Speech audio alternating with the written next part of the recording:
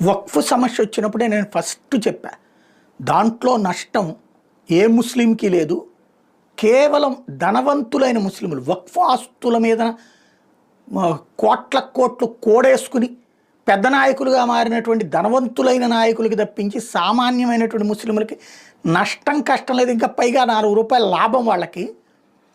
దాంతోపాటుగా సామాజిక అశాంతిని రేకెత్తించేటటువంటి వాళ్ళకి ఒక భంగపాటు లాంటి వ్యవహారం ఇది. ఇందులో మరేమీ ఉండదు. వక్ఫ్ వలన ఏ ముస్లిం ఆస్తిని లేదా ఏ దర్గాని లేకపోతే ఏ మసీదుని ఎవ్వడూ లాక్కూడదు. అది కేవలం ఓవైసీ లాంటి వాళ్ళు చేసే ప్రచారం మాత్రమే. అక్రమంగా ప్రజల భూమిని లాక్కుని ఇతర వర్గాల భూమిని లాక్కునే అవకాశం లేకుండా తీసుకొచ్చినటువంటి ఇష్యూ మాత్రమే ఇదే. అప్పటి నుంచినే నేను చెప్తూనే ఉన్నాను. సరే, నచ్చినోడు ఉండొచ్చు, నచ్చనోడు ఉండొచ్చు, లేదా ఈ దుర్భాషలకి దుర్మార్గపు మాటలకి అలవాటు పడ్డోళ్ళు